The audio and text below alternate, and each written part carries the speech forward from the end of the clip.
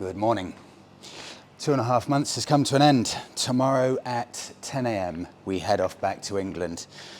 Can't really believe it. In a way it seems like it's flown, but in another way, just thinking all the way back to Dubai, that feels like so long ago. It feels like about 6 months ago or so. So we're definitely ready to go back, looking forward to it, and we'll take you along with us on final day here in Bali.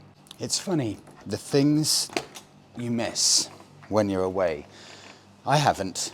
I mean, the truth is Monica hasn't, but sometimes I cook. I haven't cooked for 2.5 months now, not once, haven't even turned on a saucepan. And washing clothes.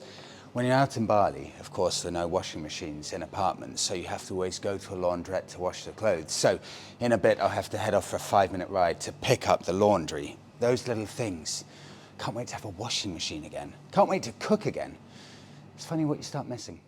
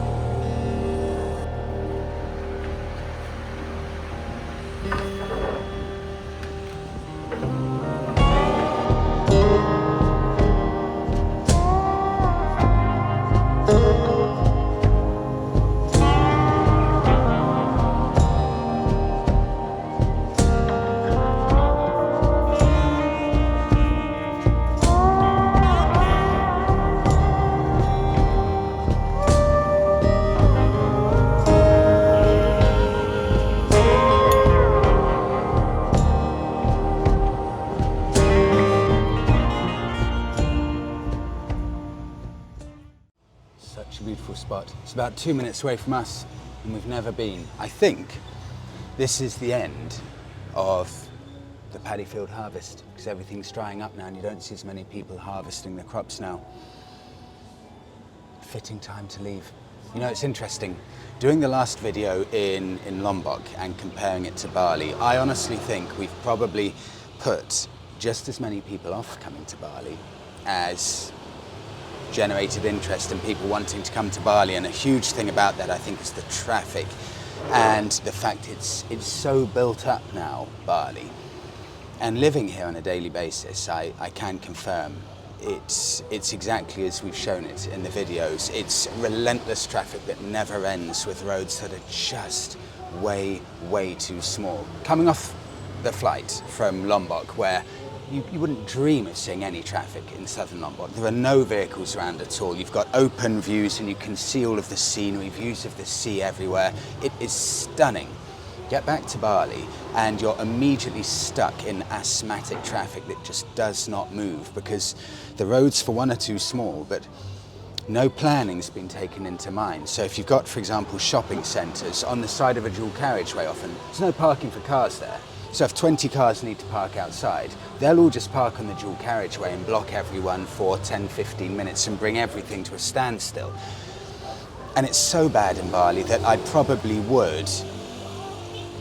would be a consideration for me coming or not. It's certainly that big a factor, so that's a huge negative of Bali. But a lot of people did mention about Lombok, the fact that it is slightly more hostile. than Bali. And I found that really interesting, just the fact that a lot of people think that they're traditionally not quite as friendly and open to tourists. 4 years ago we went to the north of Lombok, and that is the vast majority local area. It's very built up there, relatively speaking, compared to the south, but it's the local industry, it's the locals that live there. And we decided to go up to the very northernmost bit of Lombok to get a ferry over to one of the gillies. And we get to a port in the north of Lombok, and it was one of the most unpleasant, hostile ports that we've been to. We genuinely thought we were going to get robbed there, actually. The people were seriously unpleasant there, and that was 4 years ago. We then went to a local town, again in the north of Lombok, and it was about 5 p.m. and we were riding through exploring the area, and someone in Lombok, I think it was a local, said to us, "You shouldn't be here once the sun sets." Nothing happened, but it did freak us out significantly, where we thought, okay, we better get back now, and that was about 5 p.m. He said they don't like tourists here. Yeah. Yeah. Just checking Monica's mic'd up. Yeah, Monica just saying the gentleman said they don't like tourists in that town. So we had 2 specific incidents just in a few days of being in Lombok. Down south is completely different. It feels like a completely different country down there. It's infinitely less developed, and I think people are more accustomed and acclimatized to tourism, so you don't get any of that feeling. People were lovely, but in the north I think it probably is a very different story. And I would say in general, probably taking that into account, that people in Bali, universally friendly. Wherever you go, whatever part of Bali you go to, people are friendly absolutely everywhere, and I think maybe that's had a huge reason as to why Bali has been traditionally so popular with tourists, because they are such a lovely bunch here, without question. But the traffic is such a huge issue here. It needs to be in your consideration for whether you come to Bali, because I wouldn't recommend Bali, for example, to my parents or to people that like more open space, more relaxed places, because the traffic's just too awful. Going to get a coffee half a mile away, you'll be in traffic for 12 minutes or so, gridlocked. It gets quite draining after a while. Let me just read one of the comments about Indonesia. This was 1992, bear in mind, so it was 30 years ago, a long time ago. But this gentleman had an experience that could be made into a film. So Lombok, as you say, was very different. It was at the time of the first Gulf War, and there was a lot of anti-Western feeling, particularly anti-American feeling on Lombok. We had to disembark the ferry onto a 10-foot-long boat, which then took us to the harbour in Lombok. 2 American guys on the ferry were refused entry onto Lombok by aggressive local men, and it was quite a tense, scary situation. In Lombok, myself and my Swiss girlfriend were chased by machete-wielding thugs from a very small local village in central Lombok that we'd been visiting to try and see some authentic batik dancing that we were told by our homestay host was very beautiful and well worth seeing. All of a sudden the mood changed, and this very small group of huts changed, and my girlfriend said it was time to leave.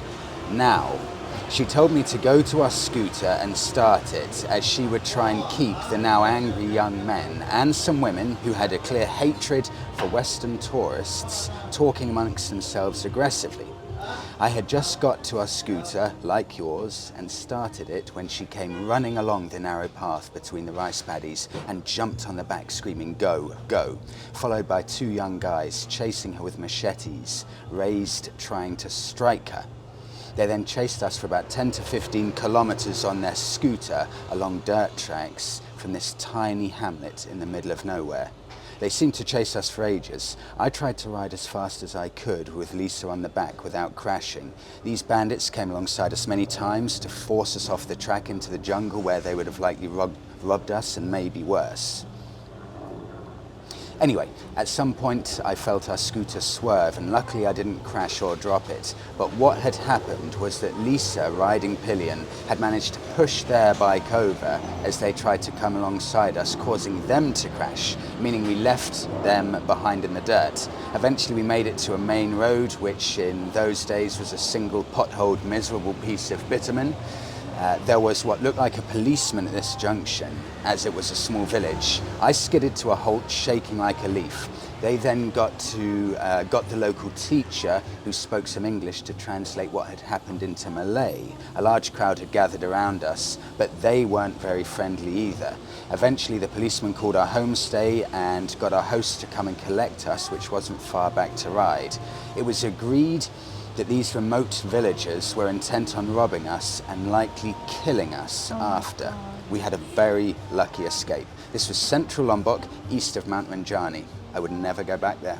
Wow. I had a decent handful of people, not that extreme, but from ranging periods of time all the way up to probably similar to us a couple of years ago or so, with similar but admittedly less extreme versions of that.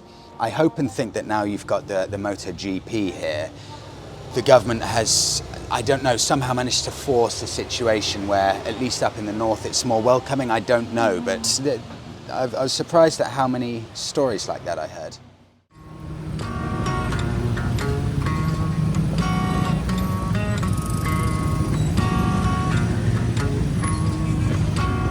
Yes. You want my powers, I will show you where they go. You like the wind, I'll tell you where it goes. Clean as you go, clean as you go, clean as you go, yeah. You need my energy, I'll show you where to go. You want the rivers, let me show you where they flow. Clean as you go, clean as you go, clean as you go. You want the highest building in your town. Where's my trees? I don't see them around here no more. You wanna go to Mars, but the soil is full of mercury. Keep my water clean, free from PVC. How many pieces of plastic in the Tennessee River? I hope this makes you see things clearer.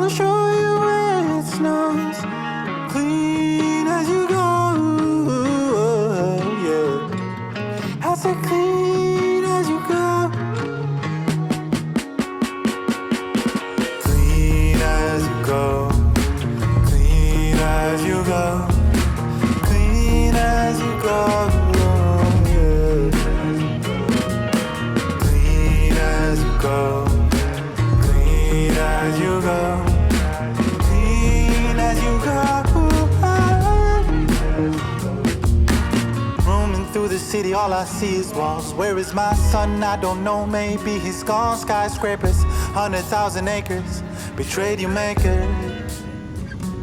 Floating in the river, mostly plastic bottles. Water's so polluted, I don't see my own reflection. Call her mother, but where's your affection, my child? Where's your affection, my child? Well, the roads in Bali may be seriously stress-inducing, but for me at least, this is what it's about. Endless beaches, which are always busy. I'm sure you can see that. And I don't mean that in a bad way, because they have such a brilliant vibe, an amazing atmosphere. Come down here after work at about 5 o'clock, grab a beer, and everyone just sits here watching the sun setting in the distance over there. A little bit of music playing. There are often bands in different bars that you can hear and just enjoy, and just that beautiful relaxed atmosphere. It's a really magical place. I probably spend half my time thinking Bali's the most amazing place in the world, and then the other half of the time thinking, my God, I cannot even stomach thinking about going onto the road to get a coffee because the traffic's so bad. But then at the end of the day, sit on the beach, 28 degrees all the time, even at 6, 7, 8 p.m. Oh, it's glorious. I can't believe it. It's almost like it's meant to be. On the final night of being in Bali, I see what I believe is the first Bonneville that I've seen in the entire time we've been here. God, it makes me miss my Bonneville. That looks incredible. Even more incredible because you just do not see bikes like that. It is an incredible head turner. Next to the palm tree and a frontline view of the sea. That's a special sight. What would that be? That would be a I think that's a T120, 1200cc. Stunning.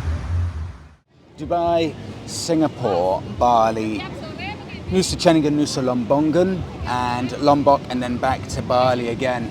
It's been an amazing, amazing trip. Thanks so much everyone for watching. I know it's not been, I don't think Bali specifically has been exactly what everyone expected. So it's probably been the most mixed response that we've had. Dubai, funnily enough, was the most negative response we've had. Everyone seemed to love Singapore, so it's been fascinating seeing what people thought of different locations. But I'll never forget it. I know Monica's exactly the same. It's been an unforgettable 2.5 months. We get the flight back tomorrow. As soon as we're back, literally within a day, I need to start getting the Bonneville ready because I'm off on a very, very big road trip to start off the summer season. So I cannot wait. I don't have enough time to be sad and nostalgic about this because there's something big coming up. So thank you so much everyone for coming along and watching this past 2.5 months. Please do give the video a like, subscribe to the channel. We'll see you all in the next one back in Ipswich.